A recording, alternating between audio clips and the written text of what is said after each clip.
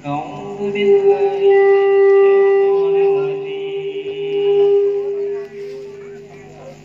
بالله من الشيطان الرجيم بسم الله الرحمن الرحيم لله ما في السماوات وما في الأرض وإن تبدوا ما في أنفسكم أو تخفوه يحاسبكم به الله فيغفر لمن يشاء ويعذب من يشاء والله على كل شيء قدير آمن الرسول بما أنزل إليه من ربه والمؤمنون كل آمن بالله وملائكته وكتبه ورسله لا نفرق بين أحد من رسل وقالوا سمعنا وأطعنا غفرانك ربنا وإليك المصير لا يكلف الله نفسا إلا وسعها لها ما كسبت وعليها ما اكتسبت ربنا لا تؤاخذنا إن نسينا أو أخطأنا ربنا ولا تحمل علينا إصرا كما حملته على الذين من قبلنا ربنا ولا تحملنا ما لا طاقة لنا به واعف عنا واغفر لنا وارحمنا أنت مولانا فانصرنا على القوم الكافرين. Assalamualaikum warahmatullahi wabarakatuh. Alhamdulillah, demikianlah pembacaan ayat suci Al-Quran dan dibawakan Ustaz. Mengucapkan banyak terima kasih. Untuk mempersingkat waktu, mari kita dengarkan tausiah pada malam hari ini yang akan dibawakan Ustaz Ahmad Muzakir SH. Dengan hormat kepada Ustaz Masbur. Bismillahirrahmanirrahim. Uhikum bitahiyatil Islam wa bitahiyatil ahlil mubarak wa bitahiyatil ahlil jannah wa hiya assalamualaikum warahmatullahi wabarakatuh. Waalaikumsalam warahmatullahi wabarakatuh. Kenapa Bapak Ibu masih lemes sekali? Padahal hadis tadi saya mengucapkan ada suatu kata yang dimana kata itu adalah kata ahli surga, yaitu ucapkanlah salam. Ya. Jadi tadi moderator sudah mengatakan ya, kalau Bapak Ibu masih lemas berarti kayaknya belum makan malam ya, atau mungkin ada sesuatu yang menjanggal malam hari ini. Ya, semoga semua semangat ya. Di malam ketiga takziah ini kita tetap semangat. Saya ulang lagi, sekali lagi. Bangku ya. Assalamualaikum warahmatullahi wabarakatuh. Bapak Ibu sekalian, Allah Subhanahu wa taala, pertama-tama kita mengucapkan bersyukur kepada Allah Subhanahu wa taala yang dimana karunia Allah ya, mungkin malam hari ini ada di antara Bapak Ibu sekalian mempunyai kegiatan ataupun aktivitas, tapi mengapa Allah Subhanahu wa taala meringankan langkah-langkah kita untuk bisa berkumpul di tempat ini? Satu dan tidak bukan karena inilah hidayah Allah Subhanahu wa taala. Inilah petunjuk Allah Subhanahu wa taala. Oleh karena itu kita bersyukur atas hidayah, atas karunia yang Allah berikan kepada kita. Dan tak lupa kita kirimkan salam menyertai salawat atas yang kita Nabiullah Baginda Muhammad sallallahu alaihi wasallam. Di mana beliau adalah seorang leader, beliau adalah seorang pemimpin sejati. Bahkan dalam sebuah buku yang dikarang oleh seorang non-muslim, ia menempatkan nama Baginda Muhammad SAW sebagai nomor pertama pemimpin yang bisa mengendalikan bangsanya, bisa mengendalikan umatnya. Makanya dia adalah sebagai pemimpin sejati. Karena kata Rasulullah SAW, setiap perkataan Rasulullah adalah sunnah, setiap pergerakan Rasulullah adalah sunnah, setiap apa yang diucapkan oleh Rasulullah adalah sunnah. Apa itu sunnah Bapak Ibu sekalian? Ada yang tahu? Sunnah itu adalah segala suatu pekerjaan yang apabila kita kerjakan mendapatkan pahala. Itulah yang dikatakan dengan sunnah. Dan alhamdulillah di malam hari ini adalah salah satu sunnah juga dari Rasulullah SAW. Bagaimana kita datang bukan hanya untuk duduk saja, melainkan memberikan suatu kegembiraan kepada keluarga Ibu Siti Nur Hidayah yang telah meninggalkan kita Bapak Ibu sekalian. Alhamdulillah. Bapak Ibu yang dimuliakan Allah Subhanahu wa taala, kalau sedikit saya ingin bercerita tentang bagaimana seorang sosok almarhumah Ibunda Siti Nur Hidayah. Subhanallah, tidak ada yang tidak mengatakan bahwa beliau bukan orang baik. Betul Bapak Ibu sekalian? Betul.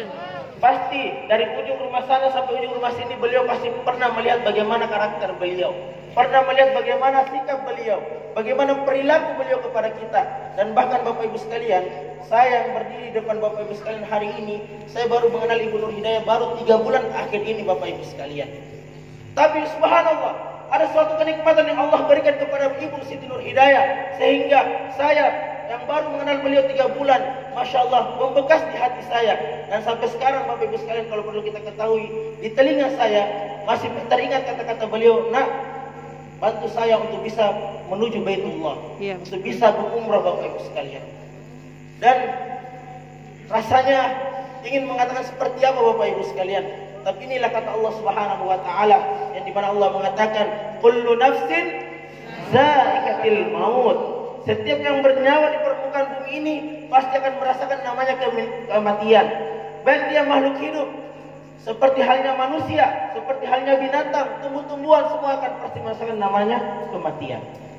Tinggal Bapak Ibu sekalian, bagaimana kita menghadapi daripada kematian kita. Apakah kita mati dalam keadaan husnul khatimah, ataukah kita mati dalam keadaan su'ul khatimah? Bapak Ibu tahu nggak apa itu husnul khatimah? Atau ada di sini mungkin namanya husnul khatimah? Enggak ada ya? Husnul khatimah artinya adalah mati dalam keadaan yang baik. Apa ciri-ciri orang mati dalam keadaan yang baik? Ada yang tahu Bapak Ibu sekalian? Wow, kalau saya tanya apa film terbaik sekarang di RCTI, pasti banyak Bapak Ibu yang hafal. Ikatan Cinta, apalagi Bu? Anak Berandalan, apa? Banyaklah. Walaupun saya sebenarnya jujur jarang nonton TV, tapi ya kalau ngelihat di Instagram, Masya Allah, bahkan ada ibu-ibu lihat TV itu sambil menangis-nangis. Sampai ada itu video di Instagram, ada ibu kasih minum itu televisinya. Aduh, ini realita yang Masya Allah. Mungkin kalau Rasulullah hadir hari ini Bapak Ibu sekalian, beliau bersedih melihat keadaan kita. Makanya Rasulullah mengapa ketika beliau meninggalkan permukaan bumi ini, dia sampai mengulangi 3 kata Bapak Ibu sekalian. Apa yang dikatakan Rasulullah ketika beliau ingin meninggalkan dunia ini Bapak Ibu sekalian? Ummati, ummati, ummati. Rasulullah sampai mengingat umatnya Bapak Ibu sekalian. Dia tidak ingin melihat umatnya, umat akhir zaman banyak melakukan kemaksiatan, umat akhir zaman yang melakukan kemaksiatan, kemunafikan, kesyirikan, dan inilah yang terjadi hari ini Bapak Ibu sekalian. Nah, kembali kepada konteks sebelumnya, di mana salah satu ciri daripada orang ketika mereka mati dalam keadaan husnul khatimah adalah dalam sebuah hadis Rasulullah SAW mengatakan, "Man qala fi akhir hayathu la ilaha illallah dakhala al-jannah." Barang siapa di akhir hayatnya ia dapat mengumpulkan lisannya ataupun lidahnya untuk mengucapkan kalimat la ilaha illallah Muhammadar Rasulullah, maka surgalah tempatnya Bapak Ibu sekalian. Ini suatu garansi dari Allah Subhanahu wa taala yang dikatakan oleh baginda Muhammad SAW. Barang siapa di akhir hayatnya mampu mengucapkan kalimat la ilaha illallah Muhammadar Rasulullah, maka surgalah tempatnya Bapak Ibu sekalian. Subhanallah, saya yakin kata Anda Reski kepada kami ketika beliau menceritakan tentang keadaan Ibu Siti Nur Hidayah, beliau mengatakan di akhir hayatnya sebelum ibunda meninggalkan, setelah berbicara kepada saudara-saudaranya, ia mengatakan senantiasa bersyahadat, karena ia tahu bahwa inilah salah satu tanda orang-orang beriman. Mereka di akhir hayatnya dapat mengucapkan kalimat la ilaha illallah Muhammadar Rasulullah. Semoga kita yang hadir tempat hari ini dapat Allah mudahkan untuk mengucapkan kalimat la ilaha illallah Muhammadar Rasulullah. Amin, amin ya rabbal alamin. Yang enggak keras aminnya tidak akan dikabulkan oleh Allah. Amin. Insyaallah. Sekali lagi, barang siapa di akhir hayatnya dapat mengucapkan kalimat la ilaha illallah, jaminannya adalah surga Allah Subhanahu wa taala. Semoga kita yang ada di sini bisa mengucapkan kalimat la ilaha illallah Muhammadar Rasulullah. Amin ya rabbal Alamin. Apalagi di malam Jumat Bapak Ibu sekalian, ya. Salah satu hari, bukan, jangan anggap malam Jumat ini malam apa ya. Alhamdulillah saya sudah berkeluarga jadi aman Ji.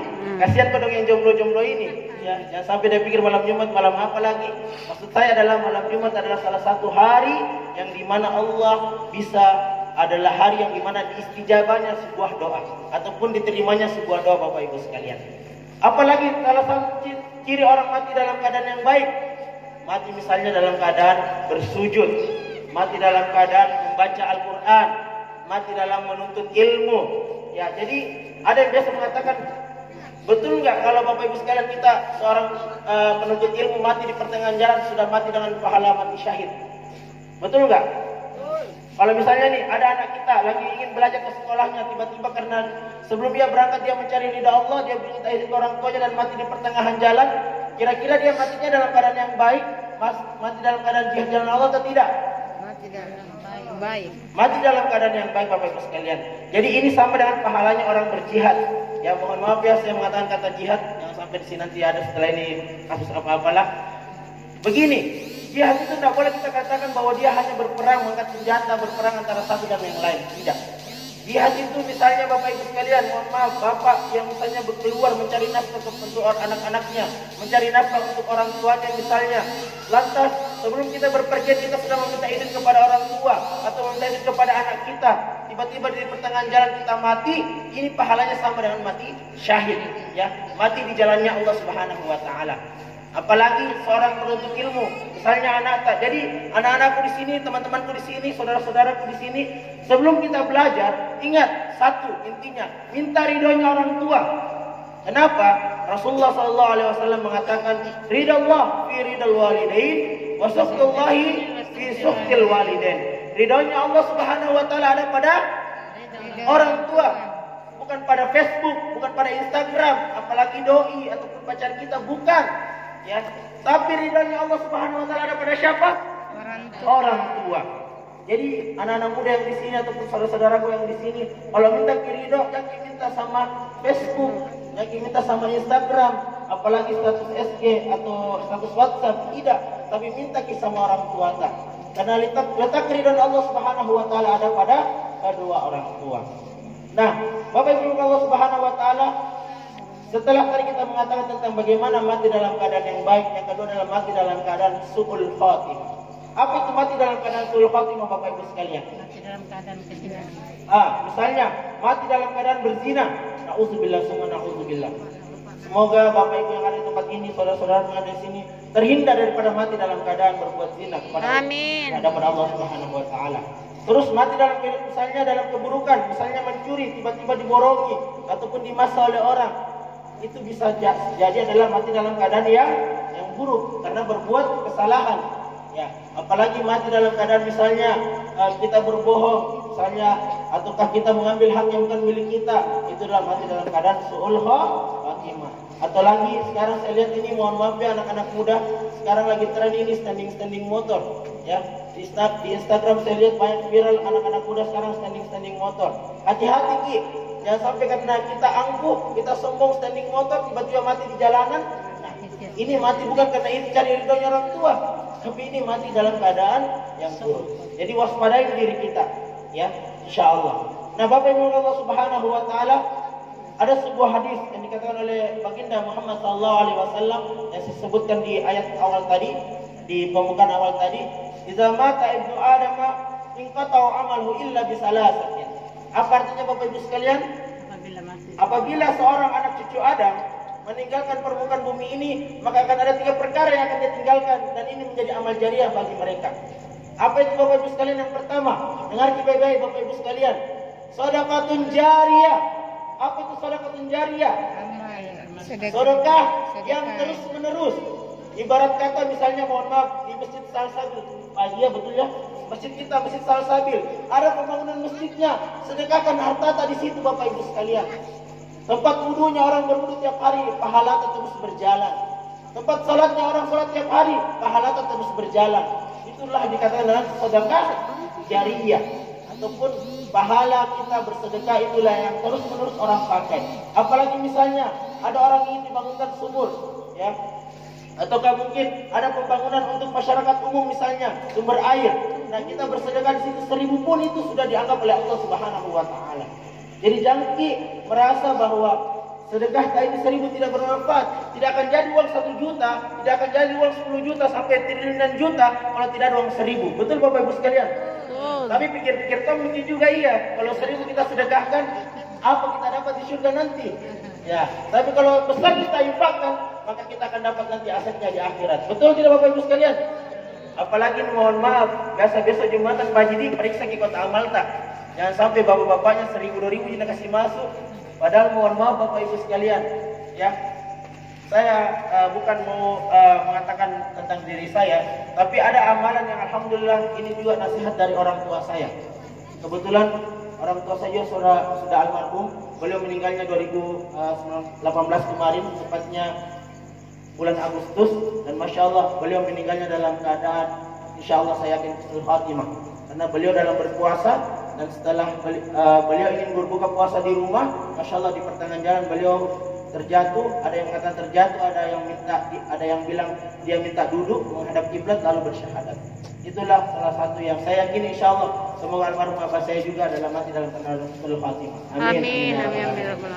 Nah, saya kembali kepada konteks yang tadi, sedekah jariyah. Jadi Bapak Ibu sekalian, jangan sia-siakan kesempatan tak.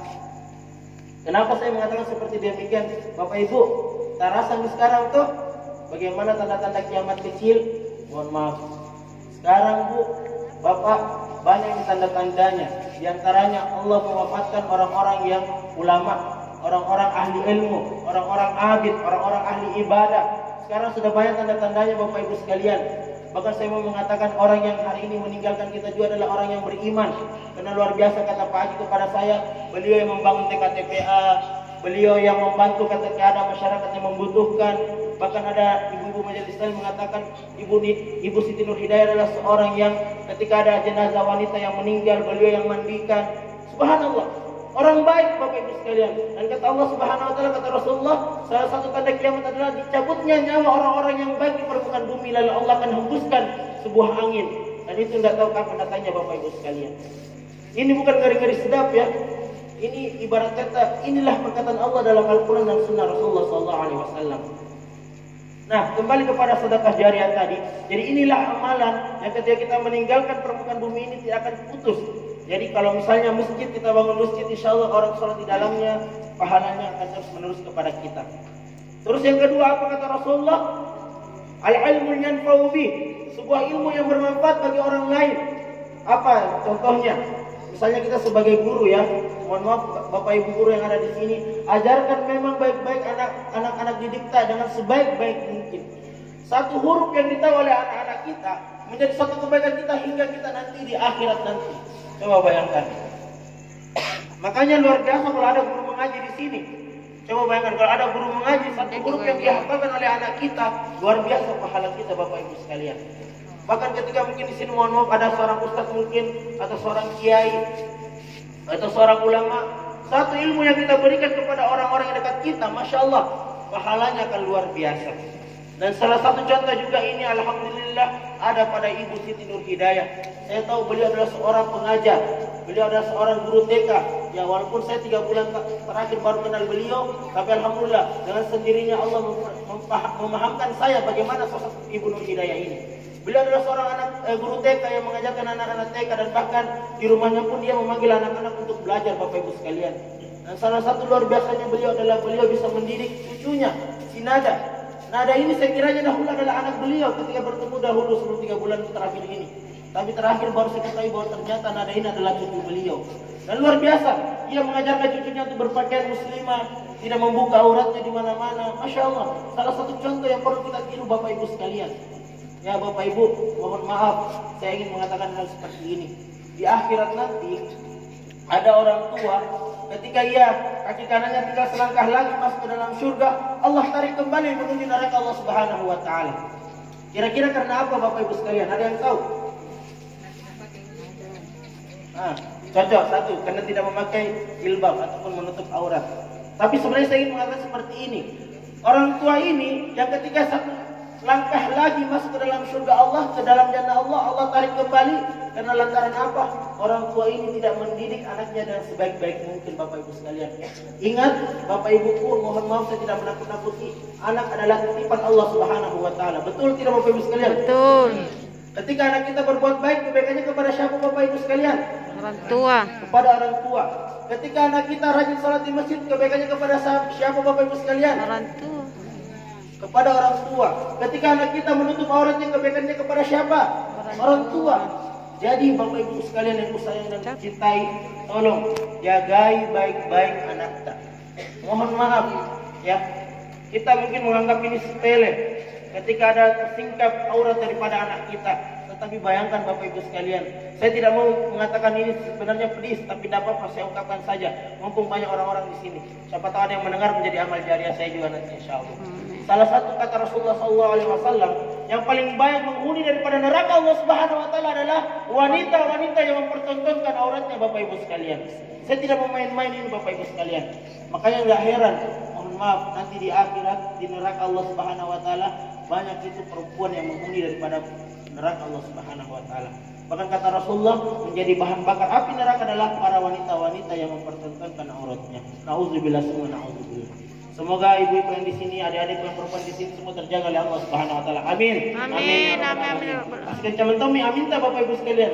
Jaki menganga, jaki meraup, tapi aminkan supaya ada dalam azam dalam hati kita, ada kekuatan dalam hati kita untuk kita bisa berubah insya Allah. Ya, saya tidak ingin menakut-nakuti, karena kata Rasulullah ada dua nikmat yang paling sering dilalaikan oleh umat manusia. Ada yang tahu apa nikmat itu? Ni'matani maqbudun fihima katsirun minan nas. Ada dua kenikmatan yang paling sering dilalaikan oleh umat manusia. Apa itu Bapak Ibu sekalian? Ada yang tahu? As-sihhatu wal faragah. Nikmat kesehatan dan nikmat kesempatan. Mengapa Rasulullah mengatakan dua nikmat ini paling sering dilalaikan oleh umat manusia? Karena kebanyakan orang Bapak Ibu sekalian, ketika mereka sakit, baru mereka meminta kepada Allah Subhanahu Wa Taala. Ketika mereka sakit, baru mereka bertobat kepada Allah Subhanahu Wa Taala. Inilah salah satu nikmat yang paling sering dilalaikan oleh umat manusia Bapak Ibu sekalian. Nah, kenapa lagi Rasulullah mengatakan nikmat yang kedua paling sering dilalaikan oleh umat manusia adalah nikmat kesempatan? Karena kebanyakan daripada kita ketika sakratul maut menjelang, baru kita memohon ampun kepada Allah Subhanahu Wa Taala. Padahal Bapak Ibu sekalian, dimanapun kondisi kita, baik dia sakit, baik dia kita sehat, punya kesempatan, maka gunakan sebaik-baik mungkin Bapak Ibu sekalian. Nggak ada yang tahu, mungkin penceramah yang di depan Bapak Ibu sekalian mungkin setelah pulang dari sini Allah langsung panggil, mungkin tidak ada yang tahu Bapak Ibu sekalian. Tinggal bagaimana kita mempersiapkan diri kita. Nah, Bapak Ibu Allah Subhanahu Wa Taala, kembali kepada konteks hadis yang tadi, amalan apa? Hal yang ketiga, yang ketika kita menjaga diri kita adalah al-waladun salih yad'u lahu bi. Seorang anak yang saleh yang senantiasa mendoakan kedua orang tuanya. Ya, kalau mungkin mohon maaf, ada mungkin orang tua telah meninggalkan kita. Kalau tidak ada mungkin, bukan tidak ada, tidak kita ketahui bahkan mungkin sedekah jariahnya orang tua kita, atau ketika kita ketahui bagaimana ilmu yang orang tua kita berikan kepada siapa.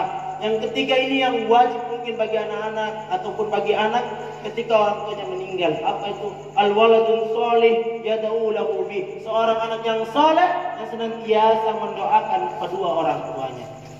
Inilah salah satu ibarat kata investasi.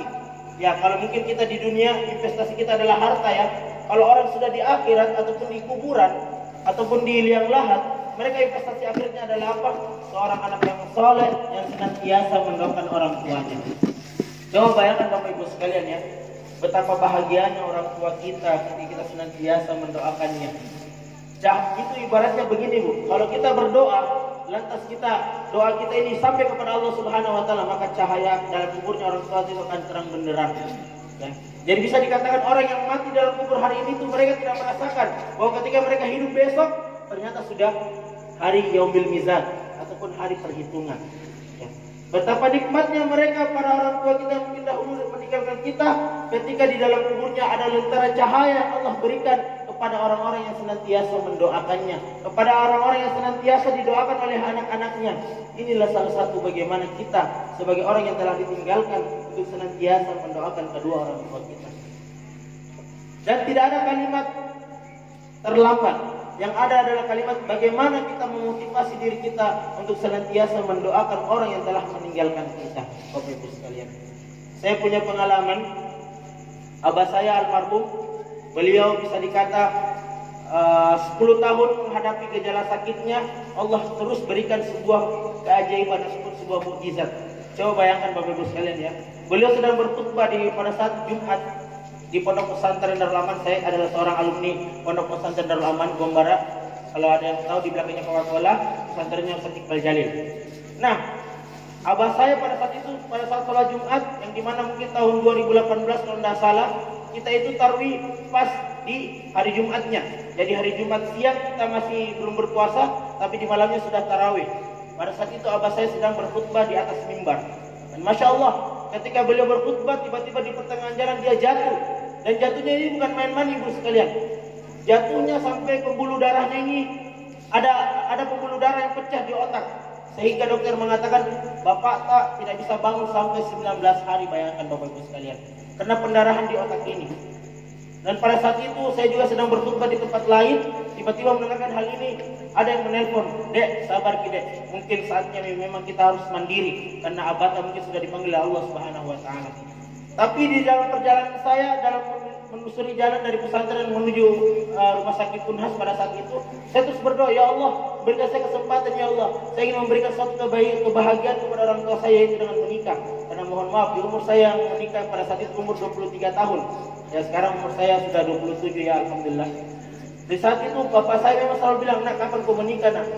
Kau sudah mapan, maksudnya kamu sudah mampu, kamu sudah bisa mengatasi dirimu sendiri, sudah mandiri." Tapi pada saat itu saya berdoa, saya beriltizam kepada Allah, "Ya Allah, berikan saya kemudahan, hidupkan orang tua saya ya Allah. Saya ingin memberikan kebahagiaan kepada beliau." Masya Allah Bapak Ibu sekalian, apa yang terjadi?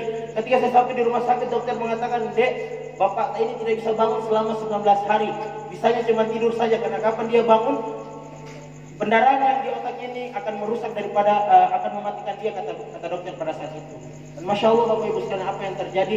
Kebetulan juga pada saat itu di Ramadan, saya juga sebagai seorang mutarjim. Kalau biasa kita lihat ada syekh yang di sampingnya ada penerjemah, saya juga alhamdulillah punya keahlian sedikit di situ.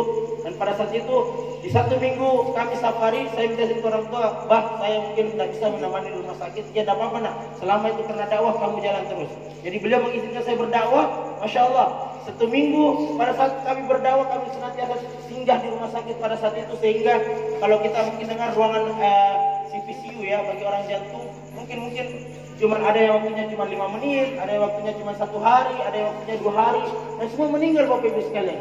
Masya Allah, apa satu keajaiban yang Allah berikan kepada orang tua saya? Pada saat itu dia senantiasa meminum air putih. Dan ternyata ini Bapak Ibu sekalian salah satu obat sebenarnya ini air putih. Jadi kalau sakit yakinkan dengan doa tadi air putih itu, bacakan surah Al-Fatihah, bacakan ayat kursi lalu minum. Insya Allah itu menjadi obat bagi kita. Ya, karena Masya Allah ini yang diperhatikan oleh orang tua saya, dan akhirnya tidak lebih 18 hari Bapak Ibu sekalian. 1 hari lagi kata dokter yang dimana tidak boleh bangun, dia sudah pulang ke rumah Bapak Ibu sekalian. 18 hari. Dan bahkan ada seorang mahasiswi kedokteran UNAS datang ke ruangan abah saya dan bilang, "Saya boleh ambil data untuk riset saya, karena baru kali ini ada orang yang pendarahan di otak bisa sembuh dalam waktu kurang lebih 18 hari. Satu mujizat yang Allah berikan kepada beliau. Saya katakan seperti demikian. Karena bayangkan Bapak Ibu sekalian, setelah beliau 18 hari keluar dari rumah sakit, beliau lanjut berpuasa Ramadan. Dan Masya Allah, sampai akhir Syawal ia mendapatkan puasanya 30 hari dan menyelesaikan pahala Syawalnya 6 hari Bapak Ibu sekalian. Ini salah satu kenikmatan yang Allah berikan kepada beliau. Dan pada saat meninggalnya juga Masya Allah, karena saya melihat beliau mempunyai suatu ibarat kata pekerjaan ya, amalan. Apa amalannya? Beliau senantiasa bersedekah di mana-mana, alhamdulillah. Di mana masjid yang ia lalui pasti dia bersedekah. Di mana ia mungkin kami kan kebetulan abah saya adalah seorang berasal dari suku Bugis Bone. Ketika kami perjalanan ke Bone, pasti dia selalu singgah di masjid bersedekah. Dimanapun masjid kita datangi, dia bersedekah. Itulah amalan yang sampai hari ini alhamdulillah saya kerjakan, karena inilah salah satu wasiat dari orang tua saya. Nak, dimanapun kamu berada, kamu harus bermanfaat. Karena kata sebuah pepatah mengatakan, khairun nas anfa'uhum linnas. Sebaik-baik manusia, maka ia bermanfaat bagi manusia yang lain. Jadi itulah prinsip daripada kehidupan kami, insya Allah. Itulah moto dari hidup kami. Dan Bapak Ibu sekalian, Allah Subhanahu wa taala, itulah tadi ada sebuah kata Rasulullah SAW bahwa ketika kita meninggalkan permukaan bumi ini, cuma 3 yang kita tinggalkan Bapak Ibu sekalian. Apa itu? Sedekah jariyah, ilmu yang bermanfaat, dan seorang anak yang saleh yang senantiasa mendoakan kedua orang tuanya. Dan saya ingin kasih satu tips kepada Bapak Ibu sekalian. Mau enggak dengar apa tipsnya? Mau. Ibu, Bapak, salah satu tolak ukur daripada ibadah kita kepada Allah apa? Ada yang tahu? Anak-anak muda di sini bersuara dong. Ada yang tahu apa salah satu tipsnya kalau orang mau terjaga sehingga dia insya Allah jadi penghuni surga? Apa? Yang tahu saya berikan hadiah. Hadiahnya apa? Naik haji bagi yang mampu. Ada yang tahu? Oke, kalau gitu saya buka ya. Salah satu tips bagi kita semua untuk menjaga diri kita adalah sholat kita. Kenapa saya mengatakan demikian? Bapak Ibu, kalau mati dibawa ke harta tak pulang? Tidak. Ada yang cantik dan ganteng yang di sini, kalau mati kecantikan tak penantas dibawa pulang? Tidak. Saya mau tanya, menjawab kita yang merasa cantik, ya, yang merasa ganteng, ya sampai yang penceramah jadi ganteng sendiri kasihan, tidak mungkin ya. Jadi Bapak Ibu, yang dibawa meninggal nanti adalah pahala kita, dan di akhirat nanti, Bapak Ibu sekalian, yang paling pertama dihisab apa? Sholat, betul tidak? Mana anak muda ini? Kayaknya hilang semua anak muda ini. Ya memang kalau biasa takziah itu yang banyak itu orang tua kok dong, karena mereka yang selalu ingin mendengar. Ya kadang anak muda itu kok dong masuk telinga kanan keluar telinga kiri. Tapi insya Allah saya yakin di sini ada jika ya siapa namanya lagi awal ya anak muda yang masya Allah masih umur 23 tahun. Jadi kebanggaan bagi Mangkat 3 insya Allah. Takbir. Masya Allah ya. Doakan kita juga awal tahu cepat dapat jodohnya. Amin. Wah yang kencang aminnya kayaknya itu jodoh tak? Bukan. Insya Allah adik. Saya ingin sampaikan ada satu tips ya bagi Bapak Ibu, adik-adikku, teman-temanku, kakak-kakakku di sini untuk bagaimana menjaga diri kita tetap mencari ridhonya Allah Subhanahu wa taala. Yaitu apa? Perbaiki salat kita. Ya, saya yakin 100% kalau salat kita baik semua menjadi baik, betul tidak? Ya. Kalau ada masalah kata Rasulullah, coba ya, ini yang biasa ini anak-anak muda ini galau, apalagi curhatnya di Facebook, di Instagram, apalagi kadang nge-DM sosok someone ya, seseorang, siapa itu semuanya nggak tahu siapa, ya. Kadang kalau ada masalahnya, lagi galau Kak, habis pulsaku, lagi galau Kak, habis nggak diputuskan, ya Allah, nauzubillah. Ya, masa itu pernah saya rasakan dahulu kala, sebelum saya hijrah ya. Tapi Allah berikan suatu ketukan yang alhamdulillah saya bisa berhijrah. Ya, jadi adik-adik di sini mungkin yang pernah mendengar kata-kata ini, sudahi deh, ya. Cukup misalnya dulu yang merasakan keburukan itu. Jangan kita kasihan, karena lebih duluan cicipi garam daripada kita. Dan saya menyesal, jujur saya menyesal. Padahal kata Rasulullah, ada satu perbuatan ketika kita mendapatkan sebuah musibah ataupun masalah, apa caranya itu adalah sholat 2 rakaat. Kita meminta kepada Allah, bukan meminta kepada siapa-siapa, apalagi minta sama Sandro. Bang, salah itu kalau minta sama Sandro ataupun orang-orang pintar, salah, betul. Karena itu Sandro, nak selesai masalah tak, selesaikan memang urusan tak. Tapi setelah itu ada nasimpangani sesuatu. Mohon maaf. Ini perlu dijaga baik-baik ya. Mohon maaf, karena tradisi budaya orang Indonesia itu terlalu banyak yang begitu-begituannya kasihan. Ya. Jadi tolong, kata Rasulullah ketika kita ada masalah, maka ambillah air wudhu, lalu sholatlah 2 rakaat, mintalah kepada Allah apapun itu. Ya. Bahkan Allah mengatakan, Innallaha yuhibbul sabirin. Innallaha qarib. Allah itu dekat dengan hati kita masing-masing. Wahai para anak muda yang masih jomblo, wahai para anak-anak wanita yang masih jomblowati misalnya, minta sama Allah, jangan minta yang sama yang lain. Apalagi kalau misalnya di antara sini kita mungkin ada yang contoh gini nah, contoh ji. Dapat hari kita suka di sini sebutkin namanya, ya Allah, pertemukan saya dengan awal ya Allah. Tidak apa-apa, tidak salah. Saya pun juga jujur ketemu jodoh itu tidak main-main ya. Saya punya istri bukan orang sini, orang dari provinsi sebelah, Bali. Ya walaupun alhamdulillah neneknya adalah seorang mu'alaf, dan alhamdulillah saya ketemunya di Jakarta. Dan saya tidak pernah mendoakan nama beliau, tapi subhanallah, itulah namanya mahligai percintaan ya. Jadi tidak ada itu dibilang pacaran sebelum nikah Bapak Ibu sekalian. Ya mohon maaf ini salah betul kalau ada orang menikah ada orang pacaran. Ada orang menikah, ada orang pacaran sebelum menikah. Ini salah betul. Itu namanya maksiat, itu namanya zina. Apalagi kalau ibu tabe, kalau di kopi-kopi sedikit nata marah kita tidak. Satu ibu bicara di sini, yang lain bagaimana ini? Mohon maaf. Marah tidak kalau anak tadi colek-colek. Kalau anak tadi pegang-pegang tangannya, marah toh pasti iya. Ibu, tidak ada itu orang pacaran tidak pegang-pegang tangan Bapak Ibu sekalian. Jujur kayak ini, betul Pak Toh? Ada ketawa. Ya, saya alhamdulillah dulu saya sedikit informasi ya, pacaran itu saya jarak jauh di Godong. Jadi di kota A dan di kota B. Dan pernah sekali ketemu, tapi setelah itu Allah berikan teguran. Ya, tegurannya ternyata lewat orang tua saya. Orang tua saya sakit 2010 kena serangan jantung, koma 5 hari. Abah saya almarhum. Masya Allah, itulah teguran bagi saya. Dan setelah itu alhamdulillah Allah jaga saya untuk tidak lagi mencoba yang namanya pacar-pacaran. Jadi ada dedekku yang dengar ini, jangan meki. Kalau tidak dapat di kita, dapatnya di orang tua kita. Jadi jaga mentong baik-baik diri kita, mohon maaf.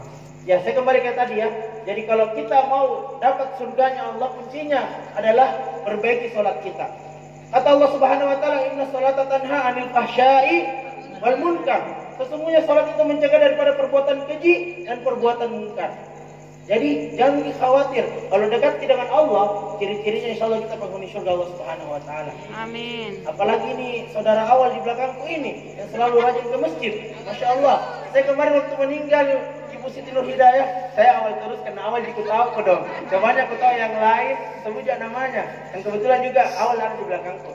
Nah saya ketika pada saat sholat asar, Masya Allah dia berada di barisan depan. Mohon maaf, para anak muda, itu masjid tidak pernah tertulis di depannya masjid hanya untuk orang-orang tua yang akan sedikit lagi masuk ke liang lahat. Tidak pernah tertulis seperti itu.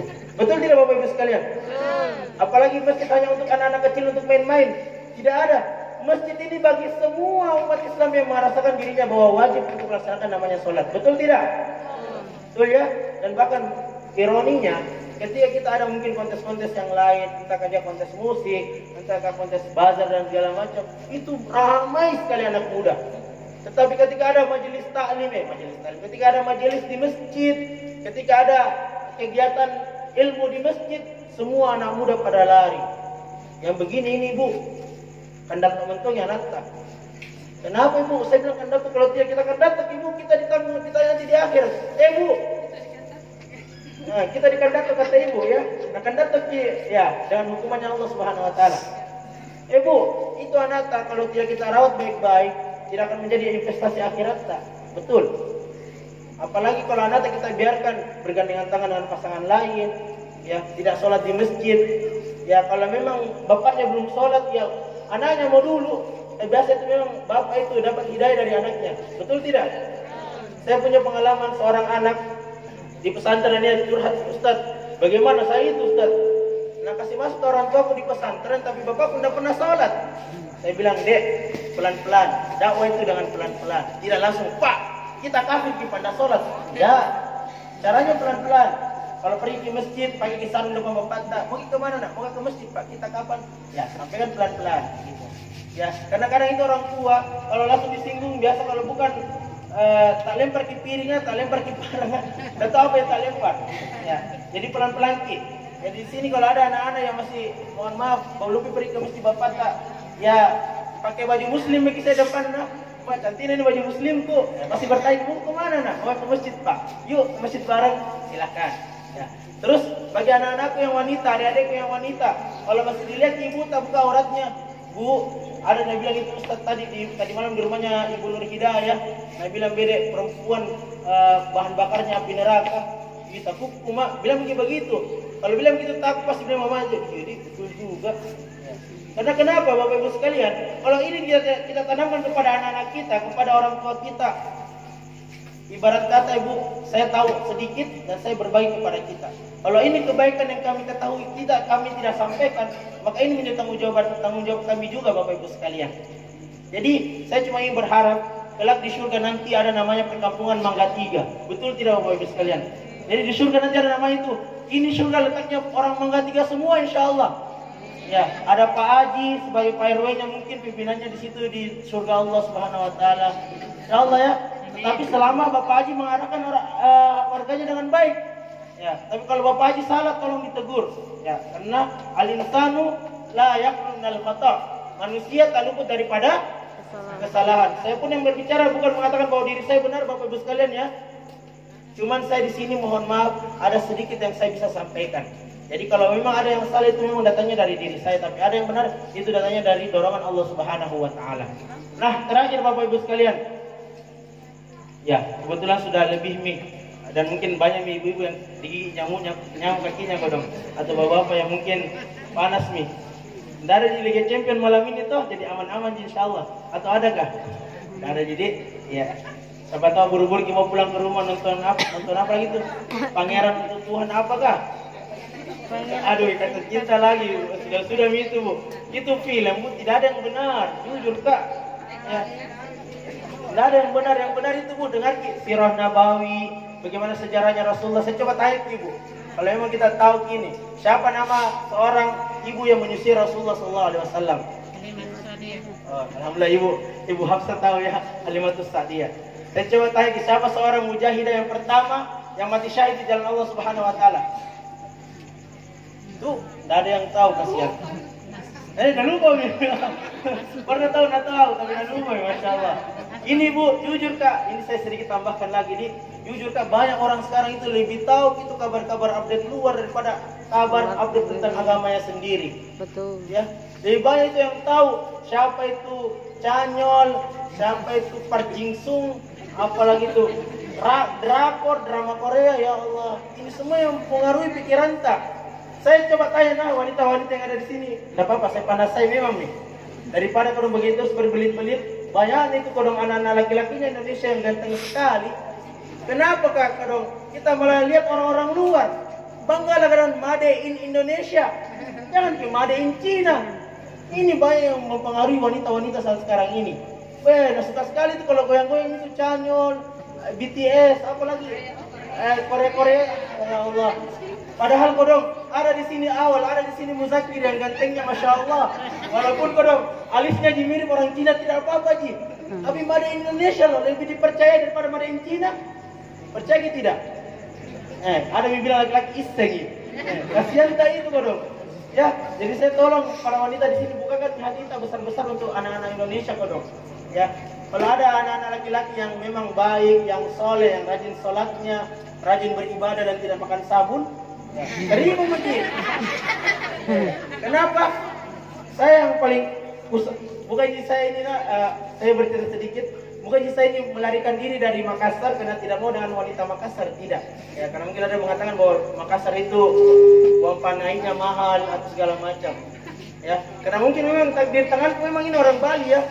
Saya jujur, ketika saya mengabarkan kepada pesantren bahwa saya ingin menikah dan sudah punya calon, pusing semua itu ustaz-ustaz di pesantren. Wih, kenapa ini Muzakir cari orang luar? Banyaknya ini orang di Makassar bagus. Tapi kenapa ini orang luar nak cari? Saya bilang ini takdirku dari Allah Subhanahu Wa Taala. Jadi tolong wanita-wanita di sini, kalau memang ada orang baik datang ke rumah tak, salam ji baik-baik, apalagi sholat di kodong, terima mi. Saya jujur tadi para wanita di sini mahar itu cuma 3 ji. Apa itu? Yang pertama surah Ar-Rahman, itu maharku. Yang kedua cincin, ya walaupun ini cincin berlian, tapi upahku juga adalah mertuaku yang siapkan nggak? Ya upahku ini mertuaku yang siapkan nggak? Jadi bilang mertuaku, minta meki apa maharnya istri tak? Dia bilang. Jadi pada saat itu saya kebetulan WhatsApp mertua saya, minta cincin berlian. Dia bilang, oh jangan khawatir, itu nanti mama yang tanggung. Nah subhanallah, jadi cuma 3, surah Ar-Rahman, cincin berlian, dan yang terakhir adalah alat perangkat sholat ya, perangkat sholat. Alhamdulillah, cuma 3. Coba bayangkan. Kenapa Allah mudahkan? Karena memang saya ada niat memang untuk bagaimana menjaga diriku. Lumayan luar biasa ujian ya. Saya kebetulan di umur 23 itu saya sudah membina anak-anak rohis se-Kecamatan Biringkanaya. Kebetulan perkenalan juga, saya adalah ketua BKPRMI, ya Badan Komunikasi Remaja Masjid Indonesia untuk wilayah Kecamatan Biringkanaya. Dan saya juga salah satu, namanya sombong diri, tapi seperti saya supaya saling berbagi. Saya juga salah satu ketua kepemudaan Majelis Ulama Indonesia untuk wilayah Biringkanaya. Alhamdulillah juga ditokohkan di Kecamatan Biringkanaya oleh Puang Andi ya. Dulunya Pak Muhyiddin yang mantan camat dulu, sekarang Puang Andi sebagai tokoh anak muda yang menggerakkan anak muda untuk bisa ke masjid. Ya. Jadi Bapak Ibu kalau ada anak-anak di sini tidak mau ke masjid, hubungi Mak. Nanti saya sama awal pukul ke masjid. Kalau tidak bisa kita bisa rasa bisa aja. Jadi sekedar informasi bagi kita juga, kalau ada di sini anak-anak tak bisa didorong ke masjid, dorong ke masjid. Ini kekurangannya orang sekarang. Anak-anak muda itu dilarang memang untuk dekat dengan masjid. diaktifkan dengan konser-konser yang tidak jelas, yang menghabiskan uang di mana-mana. Bahkan sekarang ini naudzubillah YouTuber di mana-mana, semua anak-anak mau jadi YouTuber. Ya. Padahal coba bayangkan, kalau ada itu orang yang anak yang senantiasa sholat di masjid, itu luar biasa sekali Bapak Ibu sekalian. Ya, jadi saya ingin cuma menyampaikan bahwa marilah kita dekat dengan masjid, dan solusi terakhir kita untuk dekat dengan Allah adalah apa? Sholat kita. Sholat kita baik Bapak Ibu sekalian. Jadi sedikit gambaran ya. Nanti di padang mahsyar itu akan dikumpulkan semua orang yang pernah hidup di permukaan bumi ini sejak zaman Nabi Adam alaihissalam hingga zaman Nabi Muhammad SAW. Tidak ada sehelai pun benang yang akan kita gunakan Bapak Ibu sekalian. Betul tidak? Dan semua akan tergambarkan, wah ini orang yang soleh. Salah satu cirinya nanti itu di padang mahsyar adalah orang yang sering azan itu ataupun muazzin, lehernya akan panjang seperti halnya jerapah, lebih panjang lagi. Itu yang Allah akan berikan kemuliaan kepada mereka. Apalagi orang yang senantiasa menjaga air wudunya, akan bersinar wajahnya, akan bersinar tubuhnya Bapak Ibu sekalian. Dan yang paling pertama dipertanyakan di padang mahsyar adalah sholat kita. Sholat kita baik Bapak Ibu sekalian, insya Allah semua akan menjadi baik. Tetapi kalau sholat kita buruk, na'udzubillah summa na'udzubillah, maka semuanya akan menjadi buruk. Jadi kalau kita ingin melihat bagaimana kebaikan kita di dunia, tolak ukurnya adalah sholat kita Bapak Ibu sekalian. Bapak Ibu, anak-anakku ataupun adik-adikku yang ada di sini, kalau mungkin kita melihat masih buruk sholat tak, mari kita perbaiki. Tidak ada kata terlambat, betul tidak?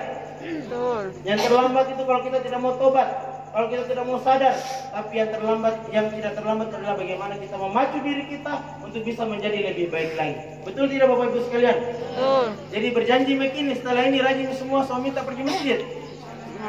Insyaallah. Kenapa pelan sekali suara tak? Ketahui dulu ibu-ibu sekalian, ibu-ibu dulu di bapak-bapak sebentar pi. Ibu-ibu, mau jadi orangnya suami tak pergi masjid? Mau. Iya, ada bilang tidak mau. Wih, bahayanya. Nah, saya ini suaminya di rumah. Katanya kalau keluar ke suaminya nanti digoda oleh wanita-wanita lain. Oh, banyak. Mohon maaf ya, tidak punya suami, nanti dibantu carikan. Awal nanti yang carikan. Bapak-bapak, sahabat, kalau istri tak terbuka auratnya mau dikilarangi.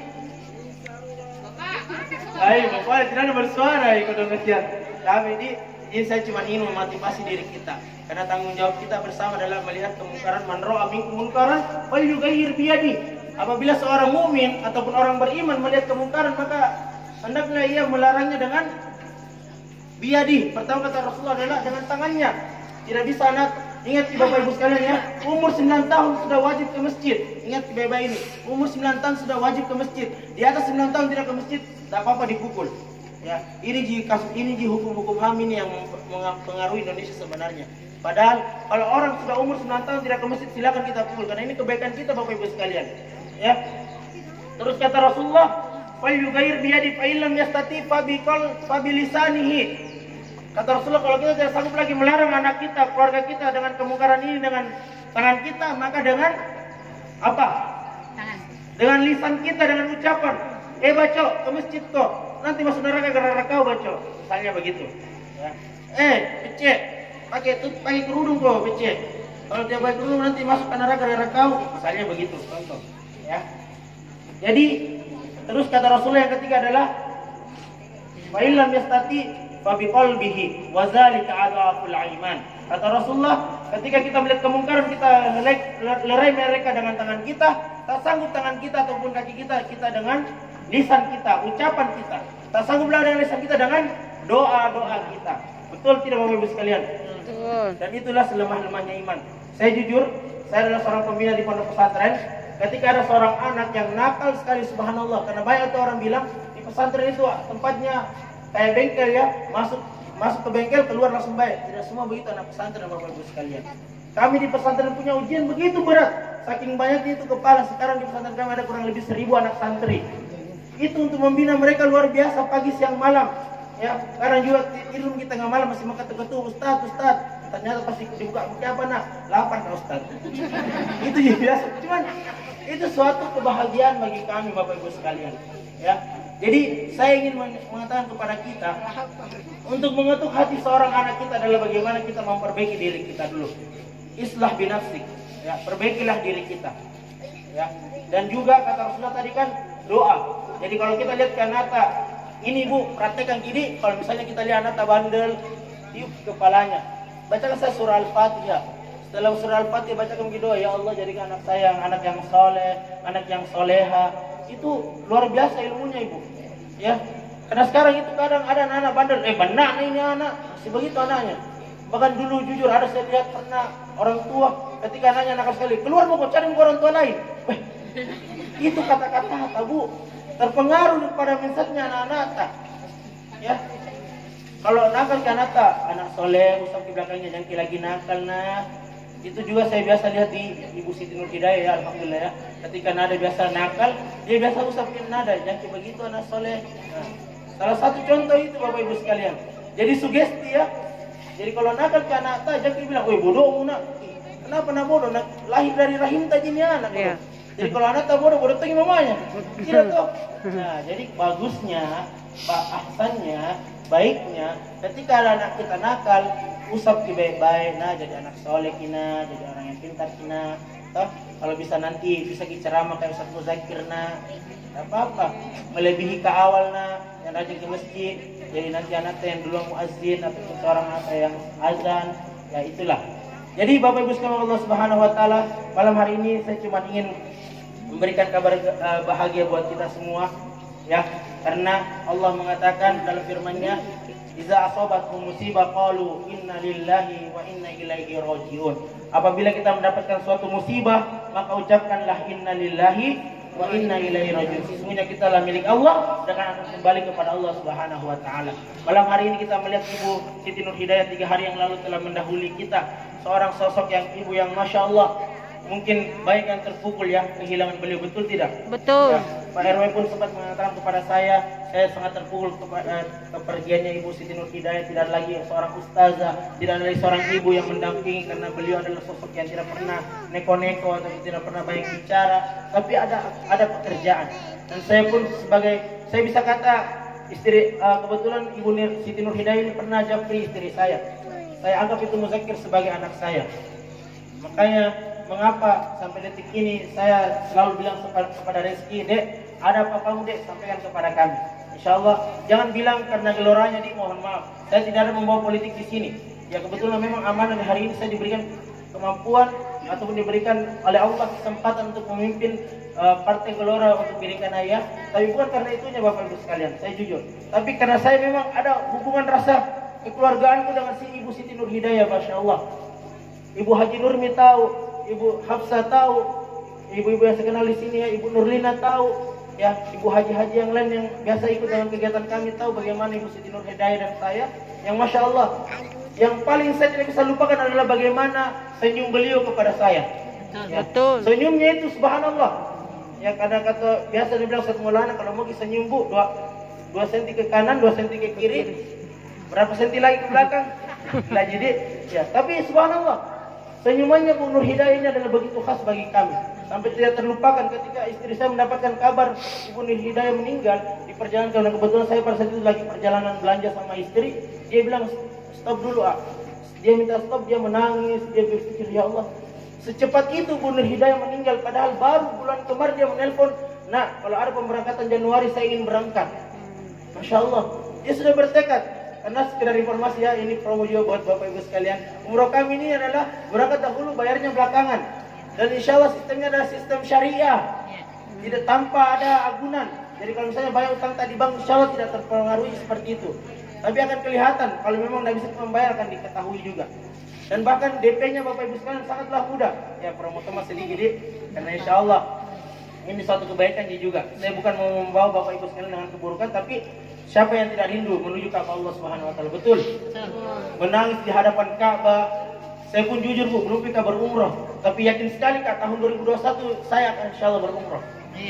Insyaallah. Kalau kita aminkan Bu, doanya juga ke kita. Amin. Tapi kalau tidak amin Ki, aduh, tunggu terlalu. Ya. Jadi kalau yang baik Bu, aminkan kita supaya cepat ya Allah ijabah doa ta. Amin. Nomor, jangan minta nomor rekening dia ada. Jadi Bapak Ibu sekalian, saya cuma ingin menyampaikan bahwa betapa indahnya senyumannya Ibu Siti Nur Hidayah Bapak Ibu sekalian. Beliau orang yang soleha, yang senantiasa beribadah kepada Allah. punya seorang anak yang Masya Allah, Ananda Rizki yang luar biasa keaktifannya, seorang anak Fatihah, kebetulan dia Fatihah ternyata adalah junior saya di Pondok Pesantren Darul Aman, mempunyai seorang suami yang Masya Allah berjuang untuk mencarikan nafkah orang keluarganya. Subhanallah, ini semua adalah suatu gambaran yang baik bagi kita. Tinggal sekarang Bapak Ibu sekalian, mau nggak kita seperti mereka? Mau nggak seperti mereka Bapak Ibu sekalian? Mau. Kalau mau, sekarang mari kita berubah. Mumpung masih ada kesempatan yang Allah berikan kepada kita. Ingat kita di hadis sebelumnya saya sampaikan, kata Rasulullah, 2 nikmat yang paling sering dilalaikan umat manusia. Nikmat apa? Kesehatan dan nikmat kesempatan. Jangan sampai Bapak Ibu sakratul maut baru kita bertobat, baru kita meminta, jangan. Karena ada itu orang menyesal Bapak Ibu sekalian, ketika ada sebuah cerita yang dikisahkan oleh seorang sahabat, ketika dia meninggal, ia ketika di padang mahsyar minta kepada Allah, ya Allah, berikan saya kesempatan 1 kali saja untuk turun permukaan bumi untuk memperbaiki amalan-amalan saya. Tapi apa kata Allah? Tidak ada lagi waktu buat kamu.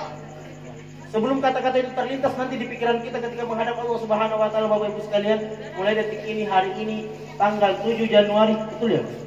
Ya, 7 Januari, Kamis 7 Januari 2021 kita perbaiki diri kita. Ya, tidak ada yang tahu, Bu. Saya pun yang berbicara hari ini bagaimana esok hari. Tapi saya yakin kalau kita semua ingin memperbaiki diri kita, maka Allah akan mudahkan diri kita. Betul tidak? Ya, kalau gitu bismillah, kita ubah diri kita. Dan insya Allah langsung doa saja. Ya, karena ini sudah 1 jam lebih. Saya ingin berdoa, semoga doa ini tidak ada penghalang antara kita dan Allah Subhanahu wa taala. Apatah lagi malam hari Jumat, ya. Bukan malam tanda kutip ya. Malam hari Jumat adalah malam yang mulia. Hari Jumat adalah hari yang mulia. Orang yang meninggal hari Jumat adalah juga hari yang mulia. Dan semoga di doa-doa malam kita hari ini Allah mudahkan rezeki kita, Allah mudahkan kesehatan kita, Allah mudahkan tujuan kita untuk menggapai daripada jannah Allah Subhanahu wa taala. Amin ya rabbal alamin. Sebelum itu, Bapak Ibu sekalian, mari kita beristighfar dalam hati untuk menghilangkan semua keangkuhan kita, kesombongan kita, keburukan kita. Kita berserah diri kepada Allah. Wa atubu ilaih. Kita bertobat kepada Allah Subhanahu wa taala malam hari ini, supaya kami pun yang berbicara hari ini Allah lindungi dari kemaksiatan-kemaksiatan. Kita pun yang ada dengarkan doa ini Allah lindungi daripada perbuatan kemaksiatan-kemaksiatan. Baik, bismillahirrahmanirrahim. Allahumma salli wa sallim ala Muhammad wa ala ali Muhammad. Ya Rabbana lakal hamdu kama yanbaghi li jalal karimi wa azimi sultani. Allahumma ghafir lana. Allahumma ghafir lana. Allahumma ghafir lana dhunubana wa liwalidayna warhamhuma kama rabbayana shighara.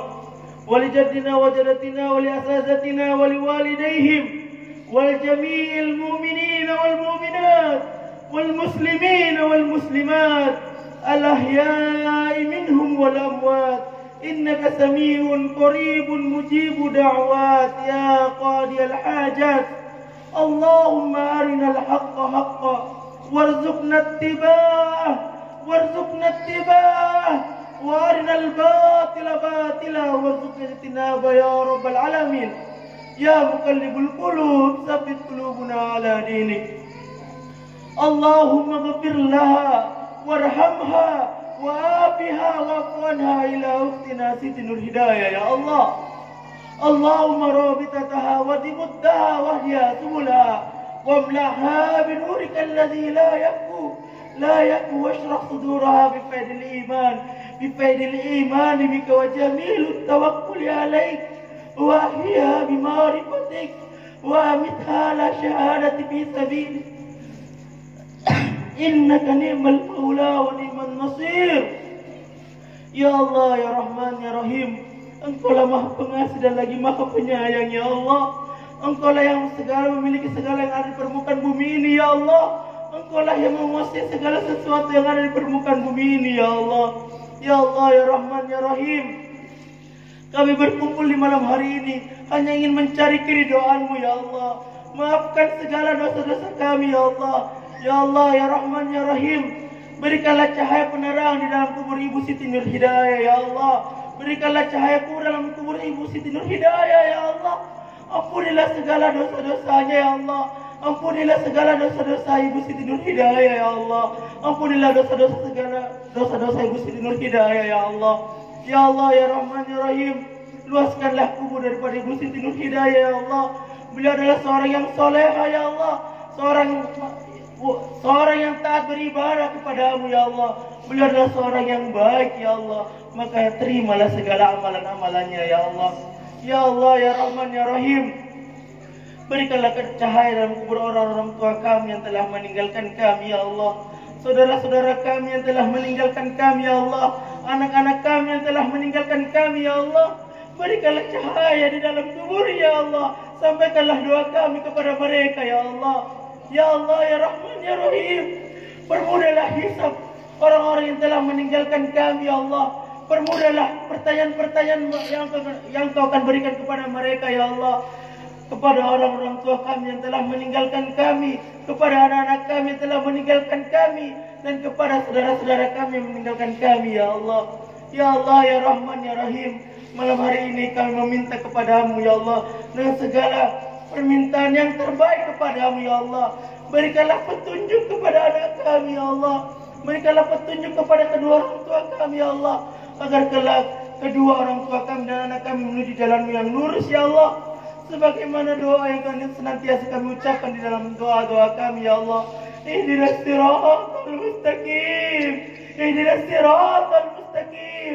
Ihdinas siratal mustaqim. Ya Allah, berikanlah kami petunjuk menuju jalanmu yang lurus ya Allah.